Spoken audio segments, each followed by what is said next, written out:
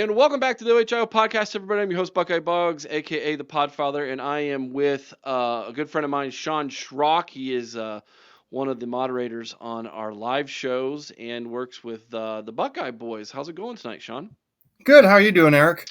Good. So as you can hear, Shaun's audio is with us, so you'll be able to hear Shaun speak, but you'll have to stare at my ugly mug while we do this. So I apologize for that. But Shaun, it's good to have you with us tonight, man.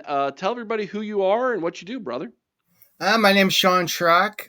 Lifelong Buckeye fan. I'm on the Buckeye Boys podcast.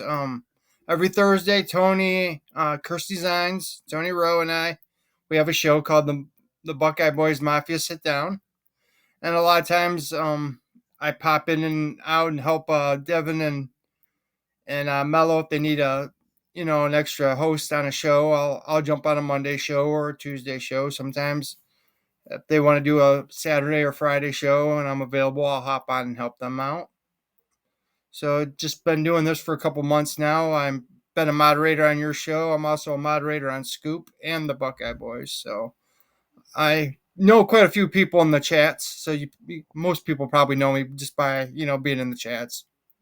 Yeah. So I've known Shaun now for I want to say it's been almost a year, Shaun, since we've become acquainted with one another, and I can say, dude, you're a good dude, and I appreciate all the help that you've given us here at the OHIO podcast, man. So let's go back in time a little bit, and let's talk about your fandom with Ohio State. Where did it start, and when did it start, and where did it come from? I remember my first memories of being an Ohio State fan was actually the game where it was the Michigan Ohio State game when they carried Earl Bruce off the field. Hmm. My mom's side of the family is from Sandusky, Ohio, and my mom actually had Coach Bruce as a teacher, and I have two uncles that played football for him at Sandusky. So my mom was quite upset that they got rid of Earl, but she was kind of crying because that was his last game and they won and carried him off the field. And that was my earliest memory of being a Buckeye fan that I can really remember, watching a Buckeyes game. Then another early memory, which pains me, is the Heisman by when Desmond Howard did his little Heisman stance in the end zone. So I've been a Buckeye fan. I'm 46, so I've been Buckeye fan as long as I can remember. So as far back. Yeah. So you're a little slightly older than me, so we're about the same time period though. So that's good. So I won't be able to as we continue this conversation, we'll have a more some familiarity with different things. But so talk to me a little bit about some of your favorite Buckeye memories then. Let's go back in time a little bit and talk about some of those things.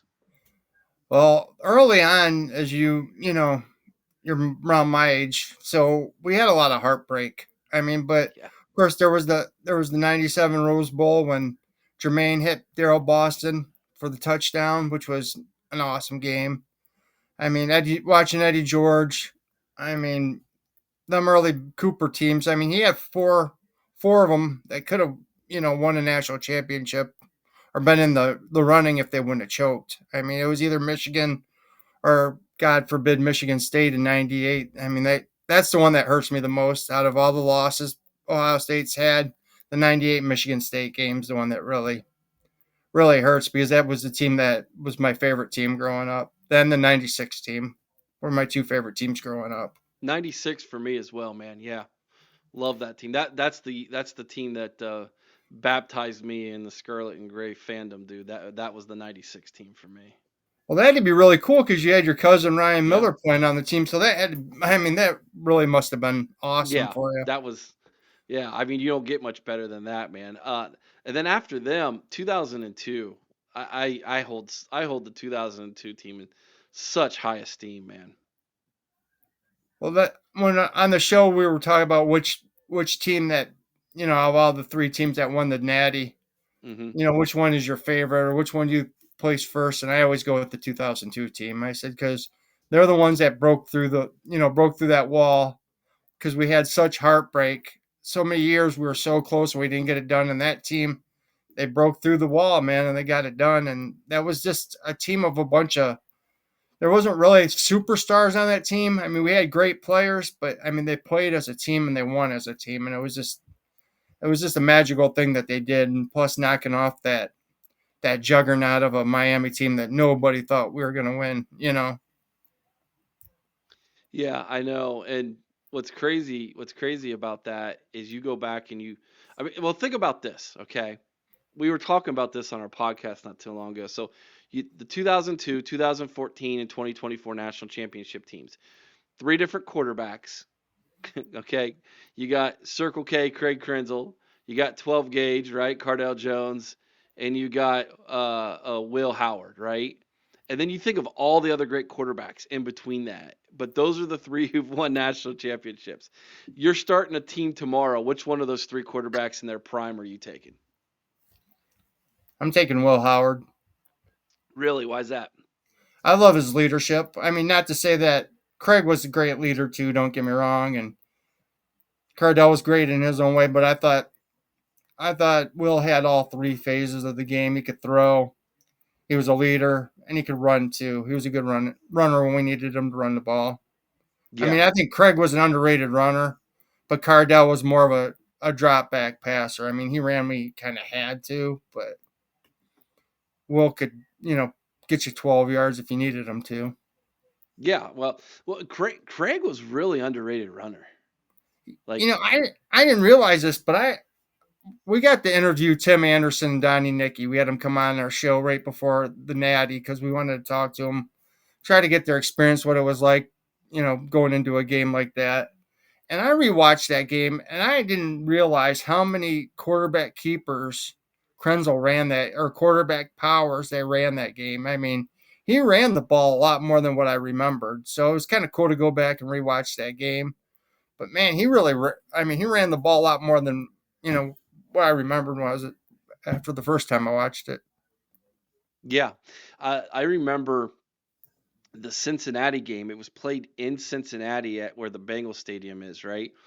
And we were losing late in that game, and it was Craig Krenzel's run late in that game, late in the fourth quarter, uh, that he scored a touchdown on that won us that football game. A lot of people don't remember that we almost lost to Cincinnati in 2002. That's wild.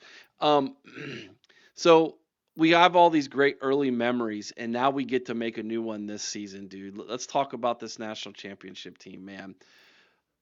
At what point did you think that this team, like, obviously we all went into the season believing this was a national championship roster, right? Everyone believed that. And then, of course, we lost in Eugene, Oregon, but we still had that faith. And then we lose the team up north. And if you're like me, Shaun, I was devastated. I was just, my heart was just ripped out in that game. But when did you think to yourself, when did you believe 100% this team's going to win the Natty after that loss? I'd have to say the Oregon game. Yeah, I mean, after the Michigan game, I was there like you were. So I yeah, mean, it was just, oh my lord, it felt like '96 all over again. You lose a game that you shouldn't have lost, and it just felt like someone ripped my heart out, and I was so despondent. But I also said, you know what? We got the talent. I'm going to give Ryan Day the playoff run to see what he does. If he can rally the troops and they can win it, then I'm good with him. But if he goes out there in Tennessee and he lays an egg, then I think this program's in real trouble. And credit to Ryan Day and to all those kids in that locker room for their backs are up against the wall and they rally together and they come out and they just kick the crap out of everybody, man. Hats off to them. yeah, they did, dude. So what do you think was the or what was the moment you think that galvanized this team that switched the switch inside of them to the creating the run they did?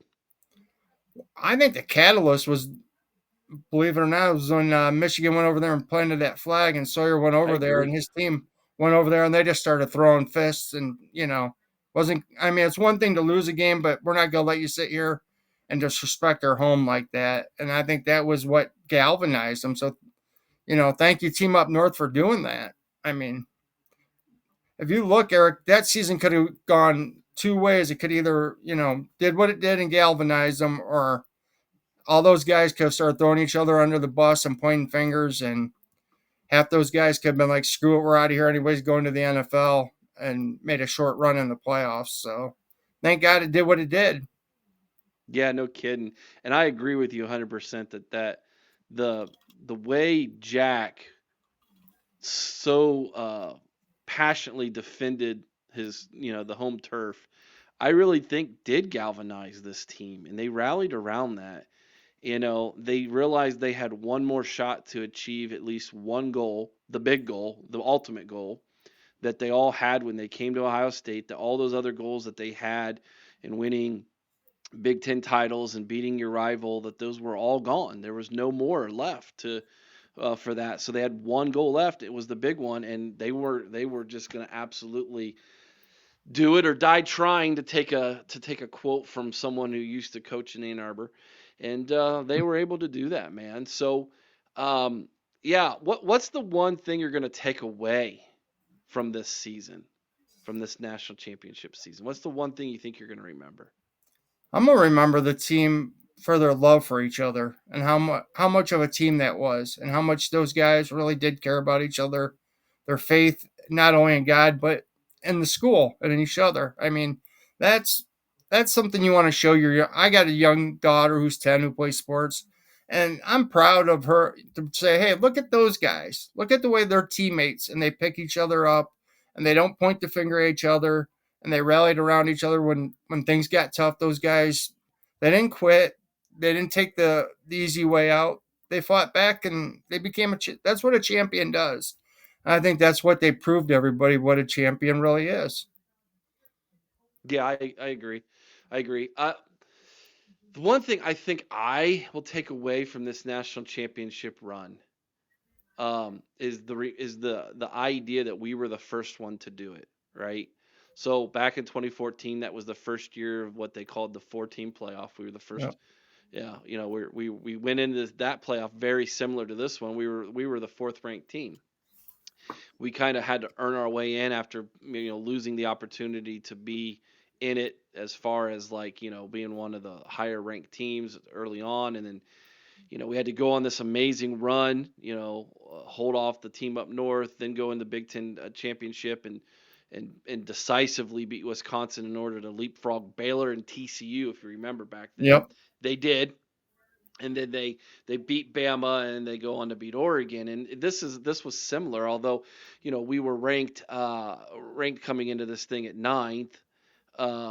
So, or let's see, eighth, I think it was. So we're ranked eighth, and Tennessee was ninth, and you know it's kind of like, well, you're gonna have to earn it because it's gonna be a difficult path. It's the hardest path in this thing, right? And they did it again, and so very similar. I think I'll remember 2014 kind of being like this storybook ending. This one being just like this unbelievable run through the hardest gauntlet to end a season ever to really earn the championship. That's kind of the thing I'll remember from it, and it being Ryan Day's first, right? Like if you win more than one, the first one's kind of always special, you Yep. know. Um, and so Ryan Day, if and it sounds like to me like he is dedicated to winning multiple, man. So that would be wild, to go back and think about how difficult it was for him to get that first one. And then I don't know, what do you think? Is the first one always the hardest? I think it is because it's you try and you try and you try. I mean, that guy's had such. I mean, everybody will say we use excuses, but I mean, the dude had such bad luck. A lot of times in those games, it's a luck of a bounce of a ball or a call. I mean, the guy had bad luck in two games, man. I mean, that Yeah. Clemson playoff game, those refs really did him in, and not calling that targeting in that Georgia game really kind of hurt him too. So, I mean, the guy had bad luck. Then the whole cheating scandal, and then not being able to beat Michigan, and all the pressure he had. And it's just, I think now that he's got that monkey off his back, I think it's going to be a lot easier for him. Do you? I well, we've already ran into the first big roadblock, right? All the coaches that left, and I Yeah. think that's with success, you're going to have that. But like, what level of trust do you have in Ryan Day that he's going to make the right moves and right coaching decisions again? Are you like in Day we trust 100% now, or are you still kind of like cautiously optimistic? I am cautiously optimistic, but I will say this though: at least with Day, if he sees something isn't working, he'll make the change. He won't stay the course. Right. I mean, we've seen it the last couple of years where he's just like, I hired the wrong guy. It didn't work this year. He's got to go. And he's not afraid to do that. And that's what gives me even more optimism, going forward, that if Ryan does make another hire that doesn't work, that he'll get rid of him quick. Yeah. No, no, you're right. He is quick. Ryan Day is quick to realize when things aren't going well. Instead of beating your head on the wall, let's adjust the issue. Let's address the issue, I should say. Kerry Combs, I can go back to when he was defensive coordinator. It was obvious that wasn't going to work. He addressed that issue, right? Yep. Uh, Play calling and trying to manage this team was obviously an issue. He needed to address that. He goes out and gets Bill O'Brien, and then Bill leaves a couple weeks later. He gets Chip Kelly, right? So obviously adjusting again, addressing those issues. Defensively, we gave up 32 points in Eugene. He addressed the issue. Now apparently Jim Knowles didn't like how Ryan Day addressed the issue. What's your opinion on the whole Jim Knowles issue? I First of all, I say thank you to Jim Knowles because he helped us win an Natty. So, but now he's the enemy, so he's dead to me since he left. But you know what? Ryan's the head guy, and you got to do what the head coach wants. He's your boss, and you got to do what the boss says. And if the boss isn't happy and tells you to adjust, then you adjust. I mean, if that hurts your ego, so be it. I mean, Ryan's the head honcho. If, like I say, if you don't like it, then you can move elsewhere, and that's what he did. Sounds like marriage. If mama ain't happy, nobody ain't Yeah, happy. exactly. I mean, I'm, I mean, imagine what we imagine what Brian Day has to deal with. So I mean, so Yeah. No, you're right. You're right, man. Like, it's funny to me. I get a kick out of Buckeye Nation, man. Like, I'm kind of a lightning rod a little bit, Sean, in my opinions at times. When most people zig, I zag. I'm always looking for kind of the story behind the story. You know what I mean? I think that's the journalist in me from back in long time back in the day when I graduated high school. I actually started in journalism. I went to Ohio State. I went to journalism school at Ohio State. I don't know if I ever told you that or not. didn't you go for like a year? I think you said that Yep, before. I went for 1 year and realized there ain't no money in this thing. So, and if you would have stayed in the newspaper business, that is 100% true. Yeah, But because there aren't any anymore.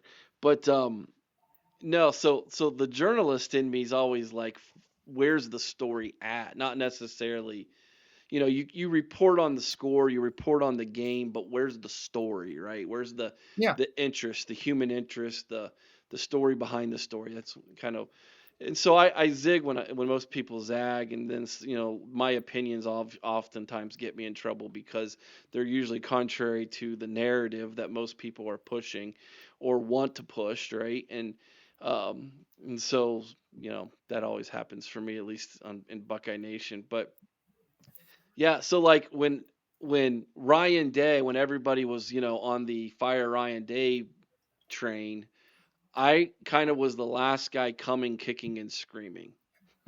Like I was always like, give him time, let him, let him do what he needs to do. He's learning on the job. He makes adjustments.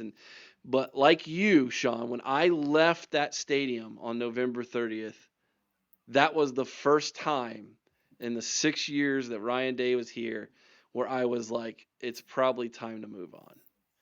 And when I realized Ross Bjork was not going to fire him, I was of the mindset, well, if he's going to be the coach through the playoffs, we might as well wait and see what he does here, right? That was my mindset. Was that your mindset? yeah. That was my mindset. I'm not gonna lie. I mean, I was always backing Ryan Day too, But after that Michigan game, that one really hurt. And I'm not gonna lie, I Hmm. was pretty upset after that game. But I also said, they're in the playoffs. They got a chip in the chair to the dance. Let's see what he does. Now, if he goes out and gets destroyed by Tennessee, they should fire him right there and then. But I said, let's see what he does. And I said, if he turns around and wins this thing, man, who knows what can happen. So, I mean, and he turned around and, I mean, it just says something about the culture that he has there. I Yeah, mean, I've heard other fan bases say, "Oh, Jim Knowles left because the culture's bad." If the culture was bad at Ohio State, they would have folded when they lost to the team up north, and they wouldn't have won the national championship. So he's got one heck of a culture there, and the kids and the parents love that guy. I mean, I've heard a lot of parents say so many great things about Ryan Day, and as players, you can tell how upset they were with everything people were saying about Ryan Day and how they took up for him. So I think he built something really well, but I'm not gonna lie, Eric. After that Michigan game, I was teetering. I'm not yeah, gonna lie. I was, yeah. you know, Now Chris. Chris was driving that fire Ryan Day train, man. He was he was he was on the engine, man. He was he was full throttle. Let's get rid of him, right?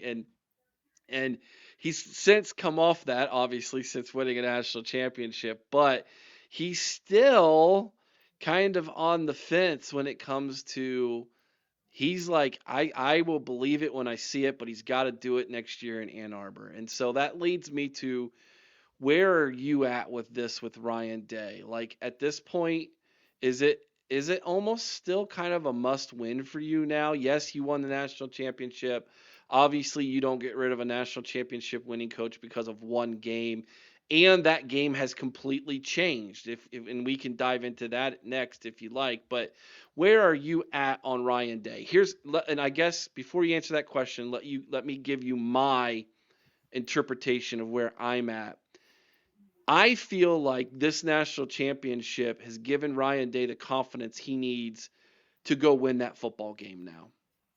And I'm going to equate this to a 4th and 1, and Ryan Day is Will Howard, and we are Quinshawn Judkins or Travion Henderson. And our job as fans is to tush push Ryan Day to a touchdown here. I think he's got the confidence. I think he'll have the ball in his hands.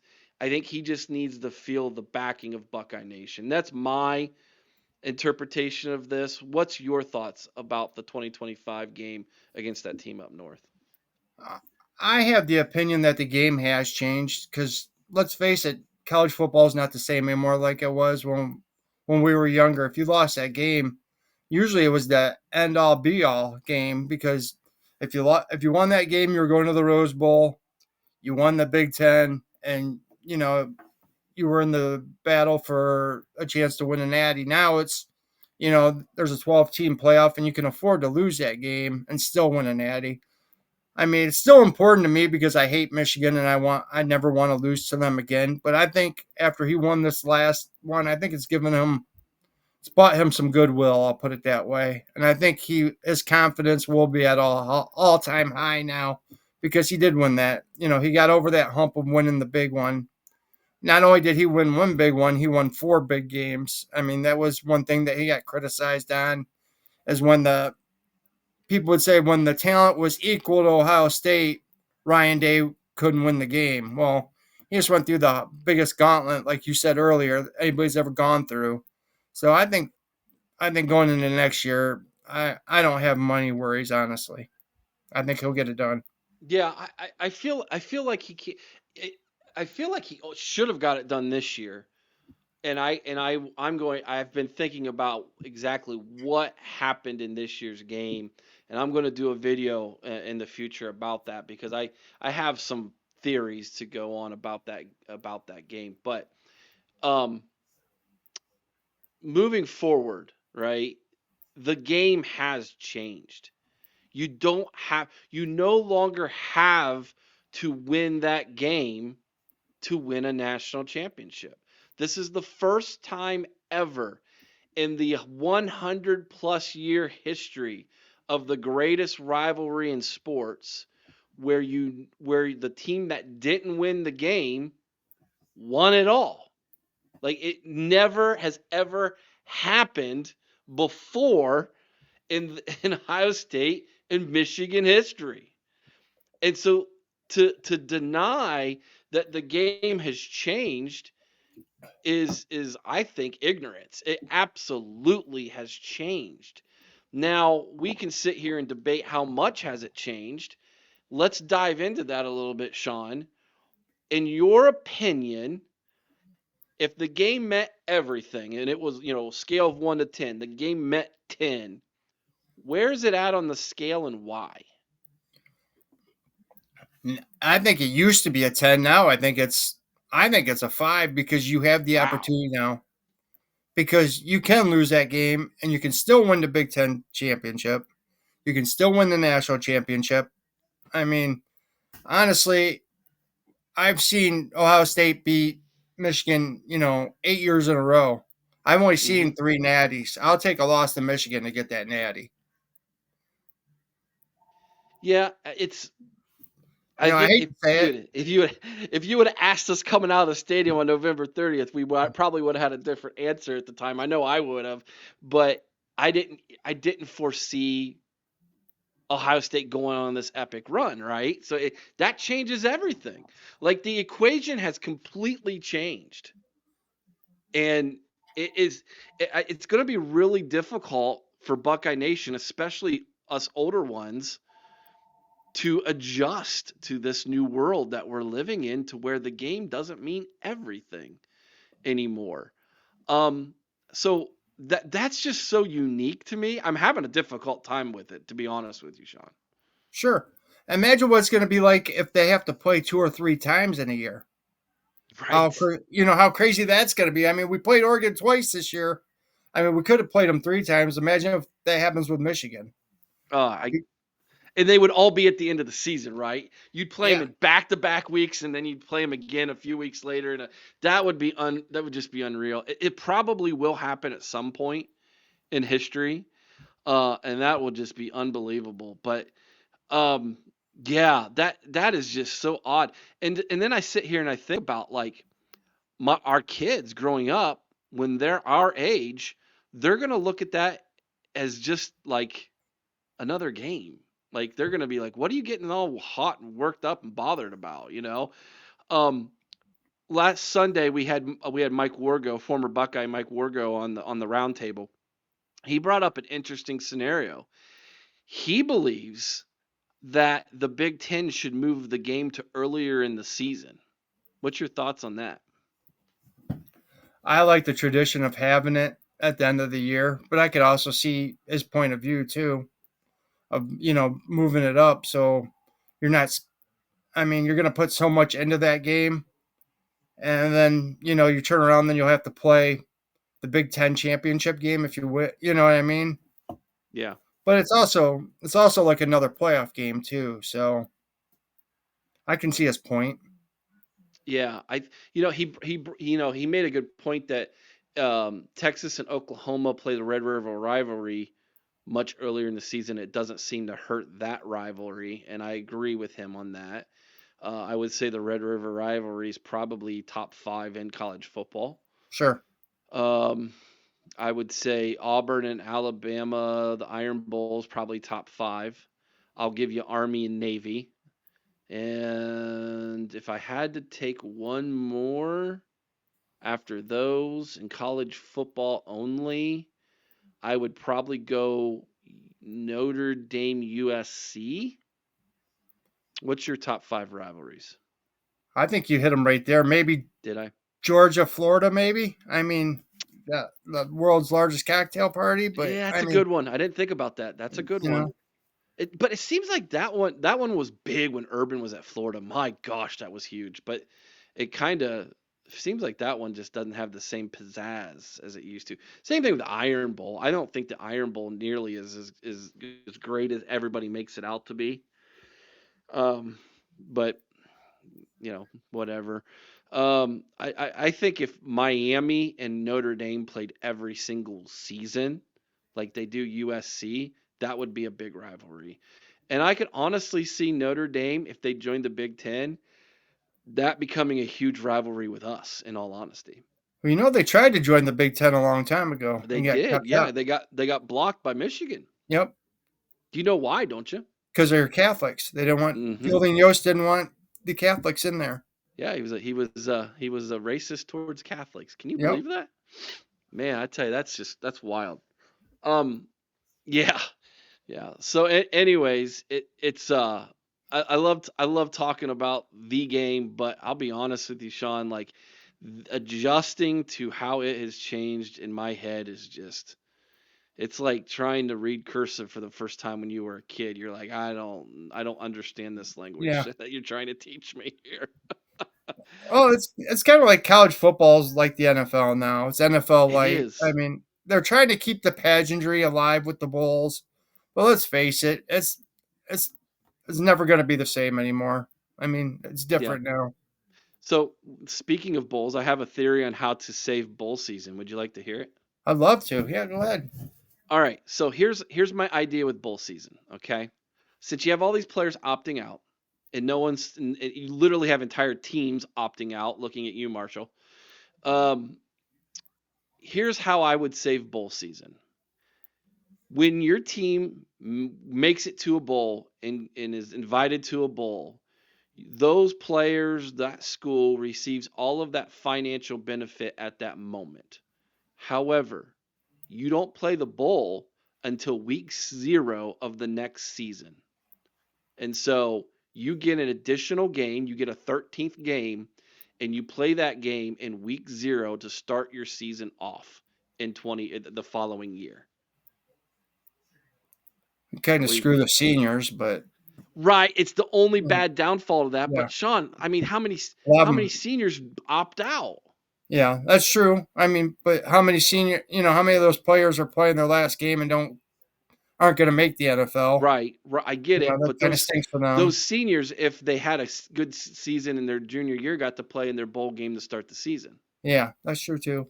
And the other benefit is you can now have bowls all over the country. They don't just have to be out west or in southern states, but you can have your bowl wherever you want if you I have a got an idea. I got an idea. I'd like to ask if what you think of this with the playoffs.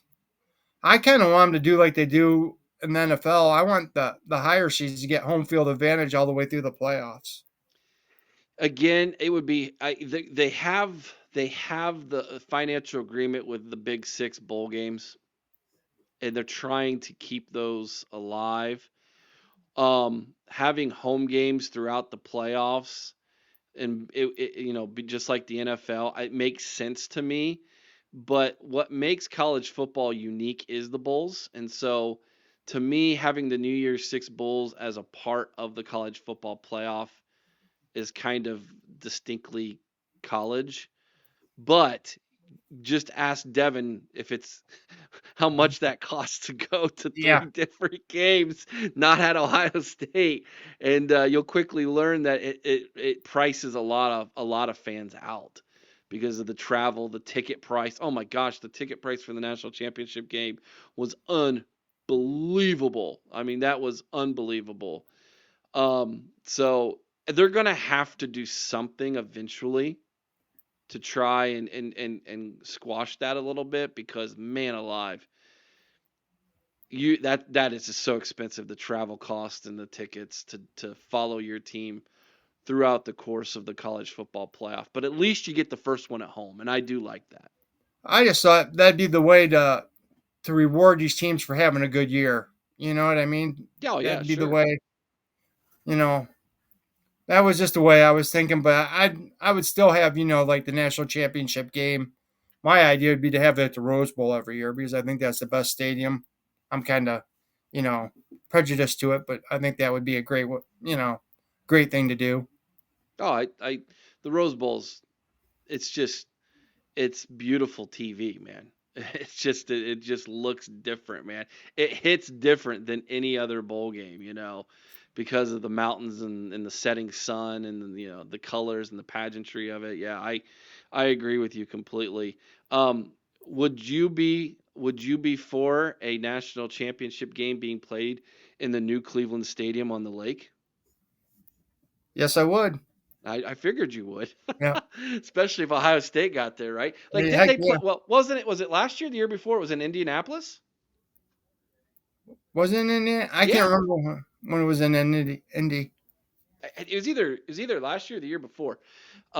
So yeah, that would be amazing to play a national championship game in the state of Ohio. Oh my gosh, that Buckeye fans would be all over that thing, man. Like that I would just be, I just don't know if it have enough seating though. You know what I mean? Those yeah, college stadiums that they have so much more seating, and the revenue dollars, that's where it's at. So right. Yeah, no, you're right, man. You're right. All right, let me ask you some let's change topics here and ask you a little bit more about you personally and about your fandom here, man. So, all right, we've talked a little bit about this team. We've talked a little bit about college football in totality. We've talked about how your fandom got started. Let's talk about how your fandom has changed since you started podcasting. It to me, it's very unique. I've watched I've become more invested in following the little intricacies of the team throughout the off season since I started podcasting and whatnot. What has changed for you and your fandom since you started grabbing a microphone and talking about it?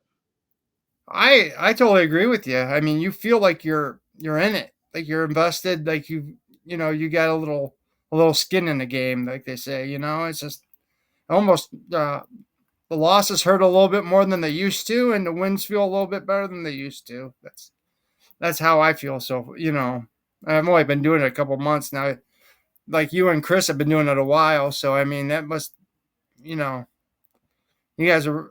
Hey man, I love it. I think it's fun to do, and it's just before I was a big Cleveland Brown and Ohio State. I'm a big Cleveland sports fan, so I'm invested in all Cleveland teams and Ohio State.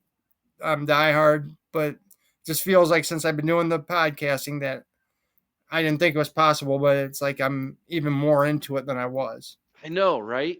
Like it's amazing that you can like your fandom even grows more.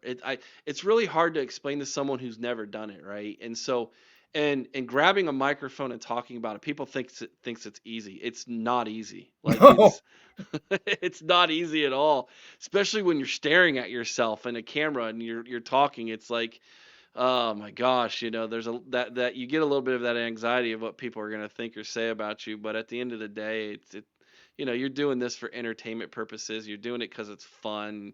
And I just remind myself, it's my opinion, and it doesn't really matter what anybody else thinks about it. So, as long as I can live with myself, who cares what anybody else thinks, right, man? That's kind of hey man, I have the utmost respect for you and Chris because you guys always come out and you guys are always honest, 100% honest, and that's what I like about you guys, and I respect about you guys. I appreciate your podcast because you guys go out and you're not gonna give us any, not go sit there and give us sunshine pumping or rainbows and puppies. You're gonna tell us how it is, and sometimes that's sometimes it can be brutal, but hey, I'd rather have someone be honest to me than lie to me. So yeah. It can be brutal. yeah. Trust me. Today I'm Oh, taking oh it yeah. on the chin about my opinion of Kirk Herbstreit. Oh man. Oh, it's funny, man, because it's like it and when you you talk about a topic that is controversial within a fan base, you're going to make some people happy and you're going to make some people mad. And being able to toe that road in such a way where everybody's happy is so wishy-washy to me. It's like you're never so a lot of people, Sean, will avoid those topics on purpose, right? Some people try to, they'll try to sit on the fence, but let's Yeah. just, yeah, it just doesn't work, Or they just don't because, talk about it, right? yep. Or, We're just gonna avoid the elephant in the room here, right? Like that's never been my style. My style is to analyze, maybe give it a day or two, and then give my opinion on it, and make sure that I have a educated opinion on it. And that's always been my style. And does everybody agree with me? Absolutely not. Chris and I don't agree on everything, you know. And one of the things that just blows my mind is how, if you don't agree with somebody, people instantly get mad at each other, right? Oh and yeah, and start throwing and casting, you know, verbal assaults and everything else. That just because I don't agree with you doesn't mean that I can't acknowledge the fact that you, as a fan, have a valued opinion. It's okay to listen and say, well, I don't agree, and here's why, but we'll agree to disagree. So Chris and our relationship's unique in that we could sit here and yell at each other and get all red faced and spit and holler at one another. And soon as the record button's done, it's like, have a good day, brother. Let me know if you need anything. You know what I mean? sure, yeah, I wish more people could, and that's old school, right? Chris and I are yeah, old school, and that's how old school people work things out. I have an older brother, and my older brother and I remember when we were younger, we fought like cats and dogs, man. But if anybody ever picked on me, my older brother was there to stand up for me, man. It's kind of like that relationship. But sure. it's funny to me when you get into this thing, right? Like the greatest insult I ever received on this podcast. You might remember this, Shaun. I don't know. It was When you drink Chris hot to dog water. yes, you look like you drink hot dog water. I can't help but laugh. It's such a good insult, right? Oh Now most man. people would be like, "Oh my god, I can't believe." I laugh at it, right? I'm like, "Oh, it's a pretty good one, man." You got to be thick-skinned to do this. You just have to be. I mean, the way I look at it, if I come on with a take and it's my take, and if I'm wrong, I'll come back on the next night and be Sure. like, "Hey, I was wrong," Yeah. But that's Yeah. just, hey, man, that's what I thought. That's how I Right. feel, and I I'm made gonna an tell it how entire I feel. apology video to Ryan Day, dude. It's like, I was one of those who said you should be fired, and I was wrong, man. Congratulations. Way to go. you know and there was literally somebody who was attacking me, who was like, who saw the video where I was like, I'm guessing he probably needs fired now, hmm and he came back to me after they won the national championship and was just rubbing it in my face, and he said, you can't celebrate this national championship, and I'm Oh, like, give me a break. what are you talking about? I can't celebrate this just because I had an opinion and now my opinion's changed. I'm not allowed to celebrate this. You're not a true fan, right? Like, it's kind of like the people who disagree with me with Kirk Herbstreit, right? Or the Michigan I game. Yeah, I don't go up to them and be like, if you don't think like me, you're not a true fan. Just because your opinion of Kirk Herbstreit's fathering ability with his son and where he allowed his son to attend college uh, is different than mine doesn't mean that I look at you and think you're not a true fan. I think that's such a cop out by people. Oh, and then you had people saying, "Well, if you don't think winning the Michigan game is the most important thing, then you're not a true fan." I was Right. just like, I'm like, hey, I respect your opinion on that. I respect the people's opinion who think the national championship's the most important thing. We're all Buckeye fans. It's just you just have one opinion that's different than that opinion. So, I hate Michigan just as much as I did yesterday or before. It's just Yeah. it's different now, and there's nothing we can do about it. Right. No, you're 100% right about that. So what's your favorite thing about podcasting? Getting to talk ball with my friends. Getting to talk. I mean, me and Mello would talk for hours on the phone. And what's great, Eric, is I've met you and I've met everybody through these podcasts. I mean, it started out on Scoop, and then we discovered, another podcast, and all of us would go to that one and start running into all these people to all these different podcasts, and we just see each other. next thing you know, we exchanged phone numbers and we all became friends, and we kind of organically made this little community. And heck, a couple podcasts, came of it, and I made some really great friends and I met some awesome people. I mean, it's awesome. It And it really is, yeah. and Yeah. the chance that I got to meet a couple players too that, I used to admire or look up to when I was, a young player. I mean, is awesome too. Or get to talk to them, ask a couple questions. I just think that's really awesome too. It is. It's really cool. Um, yeah, I've gotten the opportunity to interview a lot of former Buckeyes, and I've had some really good moments and cool moments. And um, our podcast has enabled us to have some live shows at some different uh, alumni watch parties and things in the past, and getting to meet Wargo and the alumni club of Pittsburgh is just awesome. We go there every single year for one game and have a great time, and all those great people down there, and building those relationships and communities and things. It's one of the things that I would highly recommend if anybody's watching this, for those who do watch this video, is get to know the people who you interact with on these different channels and shows, because you're going to find out that when you really truly get to know the person and who they are and what makes them tick, you can find common ground with anybody. You know what I mean?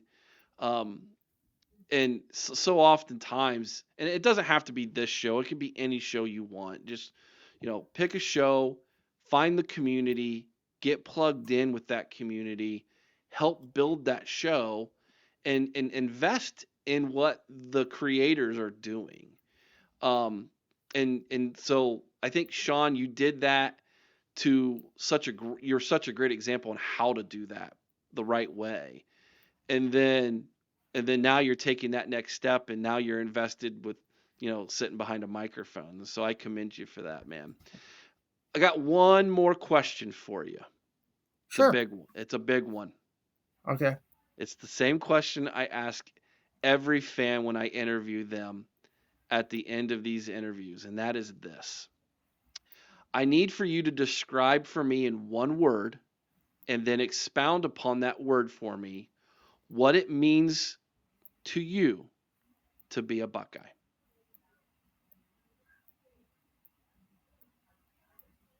Hmm. It's a tough one, I Family. know. Family. Family. Okay. Because I became a Buckeye fan through my mom and my uncles and just my my friends who are I consider, I got 6 or 7 close friends that I grew up with. I mean, I've been friends with for, over 40 years. We're all Buckeye fans, and I had friends that went to school down there, so I would go down on the weekends and hang out there. And it just means family to me, and the family that, through this whole podcasting adventure that I've been on, and getting to meet you and Chris and Mello and Devin and Steely Matt and Vader and all these guys that I talk to every day and I'm in group text with. I mean, I met Kirk Barton. I mean, got to talk to Tim Anderson, and that's kind of cool because Tim grew up like 30 minutes from my house. So I used to follow him when he's a couple years younger than me in high school. So I followed his high school team. So they always had good high school teams. So I followed Tim. Then when he got to, Ohio State. So it's kind of cool. But it's just family and this tradition too is another word that I kind of put in there too. Hmm. Good answer, man. Family's a good answer, dude. I like that answer, man. All right, Shaun, tell everybody where they can find you and follow you, my man. We are on BuckeyeBoys.com. That's three Z's in the Buckeye Boys. We're on X. We're on YouTube.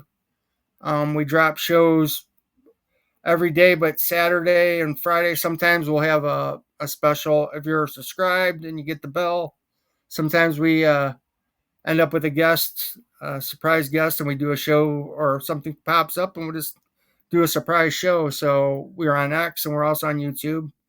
We're on Facebook also. There you go, man. Go find Sean on the Buckeye Boys. Give him a follow. Give him a like. He deserves that, dude. Sean, I appreciate you all the hard work you do for us as one of the moderators, man. Putting up with me Hey, and all I the. just want to thank you, man, because you've been an inspiration for us, man. Seriously, all of us that, I mean, we look up to you guys. You guys have helped each one of us in, you know, our different ways. I mean, you've always been great to us, and you've always been so helping. I mean, some people, in this industry don't want to help other people, but you guys have had an open door. And anytime we've had a question, I know you helped Devin and Mello start their thing. And anytime I've ever had a question about anything, you've always been there for me. So I appreciate you, man, and Oh thanks for man, thank everything. you. Thank you so much for that, brother. I appreciate that. Yeah. I want my goal in this space, this community is I want to be known as the nicest Buckeye podcaster to other podcasters. That's my goal. And I came up with that goal because many years ago, uh, I was in a little bit of a rough space, spiritually and emotionally, Gotcha. and I prayed about it, and I felt like the Lord was telling me that I needed to act more like my papaw. And my papaw, who passed away, gosh, over 20 some years ago, uh, was just the biggest helper. He never wanted any of the glory. He never wanted a pat on the back. He was always just wanted to help people and support people. And that was the answer I got from the Lord was that I need to support people and be helpers. And so I have this little niche that I enjoy and I've carved out for myself. And that's my goal is I just want to be a helper and support people and if that means along the way I get to be a part of the Buckeye Boys becoming the largest Buckeye podcast in planet Earth, then you know what? That's awesome. You know, so many Amen. people, Sean, they'll stab each other in the back so Sure. fast. And it's because they're literally the way I look at it, it's like if you've ever seen anybody drowning and someone jumps in to save them, the first thing the person does that's drowning is push the person down who's trying to Yep. save them, right? Like it's an instinct that people have when they're drowning. And I watched in this podcasting Buckeye podcasting community, so many of those podcasters have done that to one another. And I'm just like I don't want to be that guy. I don't want to be that guy. So I appreciate those kind words, man, because that makes me feel like I'm achieving my goal, man. Thank You you. are, man. Nothing but respect and appreciation for you, Eric and Chris, and RJ and Corey. I mean, you guys are awesome. You guys don't bash anybody. You've done nothing but help anybody that's asked for it. So, man, I can't thank you enough. And give me an opportunity to come on here and just talk some football. It's been awesome, man. I appreciate it. Well, thank you, Sean. You were the third one that we've interviewed this off season in what we're calling our interview series, where we talk with all the Buckeye fans who are members of the podcast and support us. And so I just wanted to thank you for that, Sean, man. So as always, guys, be kind to one another. I owe someone's OH. Sing Carmen, Ohio with all your heart. Till next time, Sean, I know you know what to do. OH, IO. go Bucks.